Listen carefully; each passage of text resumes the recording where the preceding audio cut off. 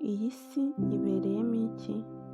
Ubuzima bwo kurundanya ibintu ni ubuzima bupfuye, ni igishyitsi cyumye. Ubuzima buyobowe n'Imana ni nk'igiti gitoshye. Hahirwa abantu bizera Uwiteka, kuko bazahwana n'ibiti byatewe ku nkombe y'umugezi, bigashorera imizi mu mazi. Bene ibyo biti ntibizahangayikishwa n'icyokere cyangwa n'amezi menshi y'amapfa. Ibibabi byabyo bizahora bitoshye, bizahora byera imbuto zabyo ziryoshye. Umunsi wa mbere.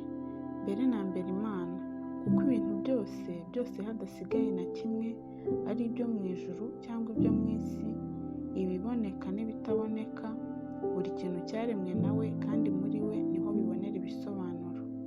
Uretse wemeye ko hariho Imana, ubundi kwibaza intego y'ubuzima ntacyo byakugezaho. Ntubereyeho gukora ibyo wishakiye.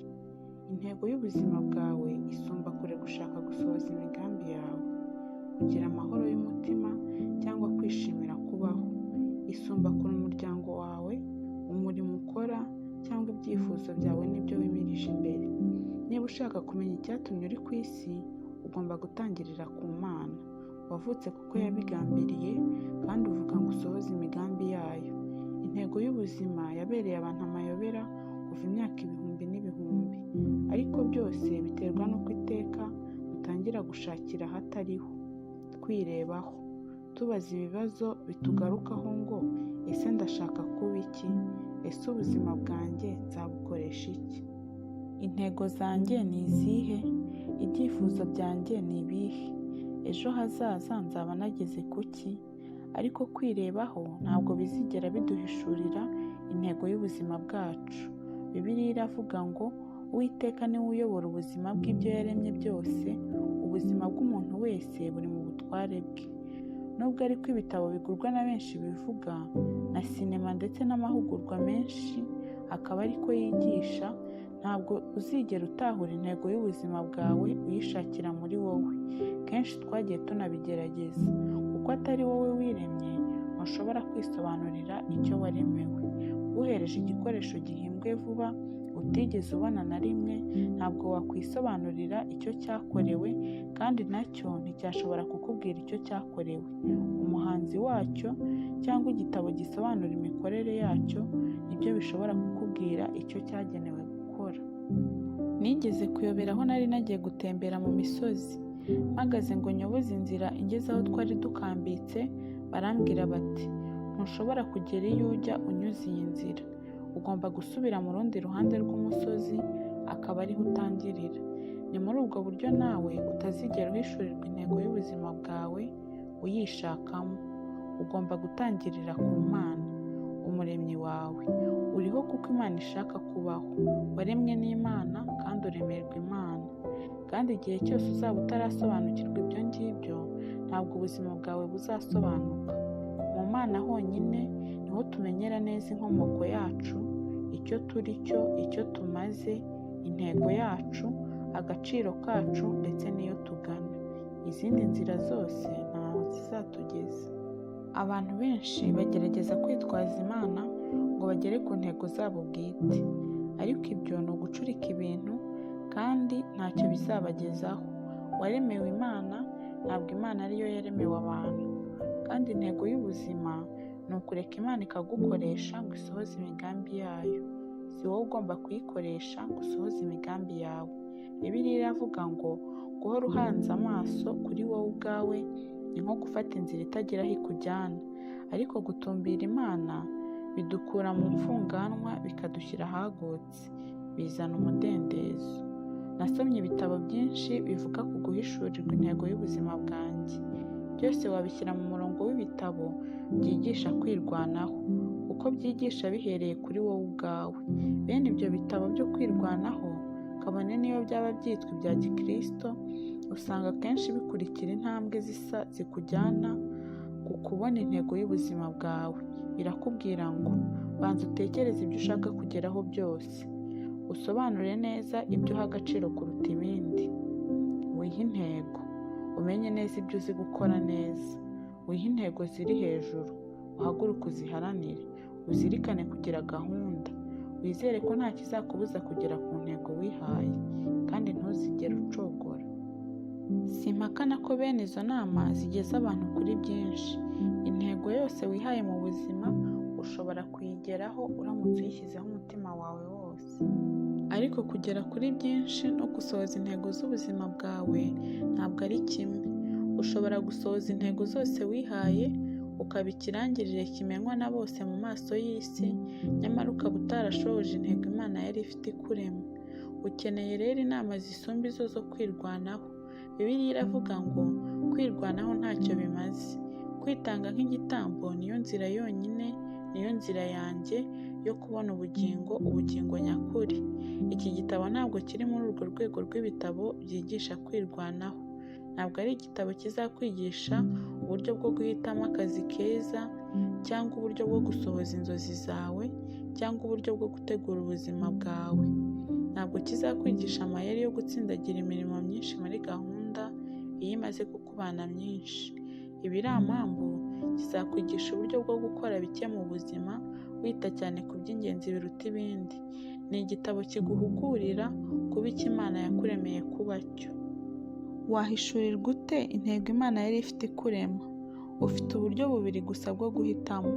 Bumwe muri bwo ni ugushakisha nk'ukora ubufindo.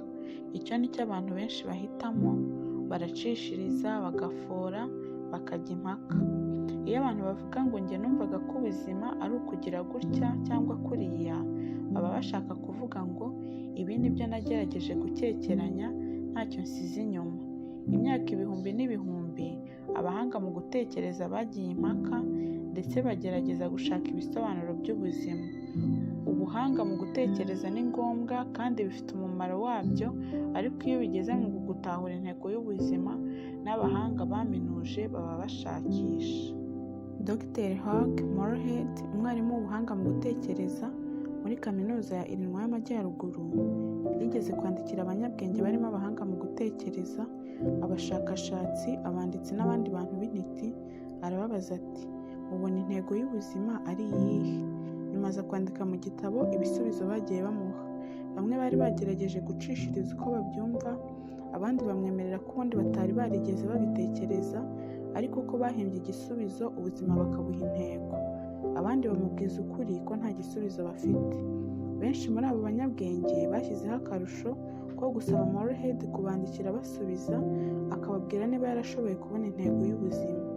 Imana ishimwe ko hari ikindi gisubizo kitari ugushakisha agaciro n'intego y'ubuzima. Igisubizo kibonerwa mu guhishurirwa. Dushobora gushakira mu byo Imana yavuze ku buzima mu ijambo ryayo.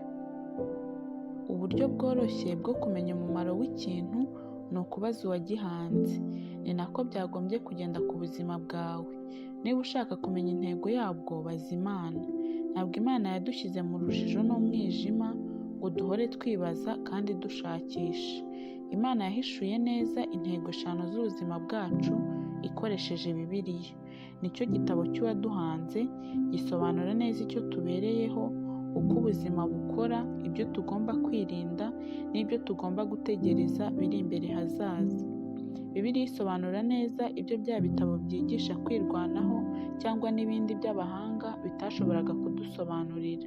Bibiliya iravuga ngo ubwiru bw'Imana bugera imbere mu migambi yayo. Ntabwo buduhishurira iby'iki gihe gusa, butubwira n'ibyahise, ibyo Imana yashyiriyeho mbere y'ibihe kuzaduhesha ubwiza buruta ubundi. Ntabwo Imana ari itangiriro ry'ubuzima bwawe gusa, ni nayo soko yabwo. Kugira ngo ushobore kumenya umugambi w'ubuzima bwawe, ugomba guhindukirira ijambo ry'Imana aho gushakira mu bwenge bw'isi. Ugomba kubaka ubuzima bwawe ku mahame adakuka y'ibihe byose, aho kwishingikiriza ku buhanga bw'abanyabwenge cyangwa kwiteramo ibitekerezo byiza cyangwa inkuru zo kwirema umutima. Bibiliya itubwira neza ngo muri Kristo niho tumenya abo turi bo n'icyo tubereyeho. Kera tutari twumva n'ibya Kristo ngo duhabwe ibyiringiro yari yaratumenye, itugenera kuzabaho mu bwiza, ngo isohoze umugambi, ikorera muri buri kintu na buri muntu. Uyu murongo uduhishurira nibura ibintu 3 ku ntego y'ubuzima bwawe. Icya mbere, umenya neza uwo uri we n'intego y'ubuzima bwawe iyo ufitanye imibanire na Kristo Yesu. Niba udafitanye ubusabane na Kristo, ndaza kugusobanurira uko ushobora gutangira. Icya kabiri, Imana yari igufite mu bitekerezo byayo mbere y'uko utangira kuyitekereza. Imigambi yayo ku buzima bwawe yariho mbere y'uko usamwa mu nda. Imana yiteguye mbere y'uko ubaho itabanje kukugisha inama. Ushobora kwihitiramo akazi ukora, ukihitiramo uwo muzubakana urugo, ugahitamo uburyo ukoresha igihe cyawe ndetse n'ibindi byinshi byerekeye imibereho yawe, ariko ntabwo ushobora kwitoraniriza intego y'ubuzima. Icya gatatu, intego y'ubuzima bwawe iri mu rundi rwego rwa gahunda ndende y'ibyaremwe byose, gahunda Imana yashyizeho isi itari yabaho. Nibyo iki gitabo kikubwira. Umwanditsi w'Umurusiya Andrei Bitov yakuriye mu butegetsi bwa gikomunisiti bwahakanaga Imana, ariko umunsi umwe ubwo yari yihebye, Imana iramwihishurira.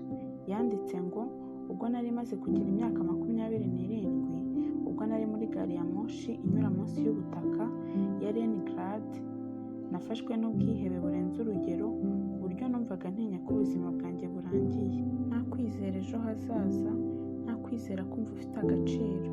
Ngiye kumva ntazi aho biturutse, numva amagambo anje mu mutwe ngo ubuzima budafite Imana ntibushobora kugira agaciro.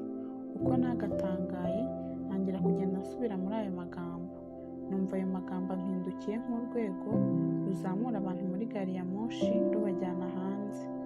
Nyazamukiraho mpita ninjira mu mucyo w'Imana. Nawe ushobora kuba wumvaga uri mu mwijima mwinshi utazi intego y'ubuzima bwawe.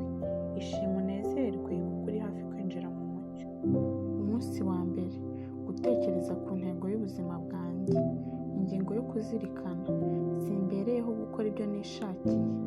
Umurongo wo gufata mu mutwe, byose byaremwe nawe kandi byose niwe byaremewe. Abakolosayi igice cya mbere umurongo wa 16b.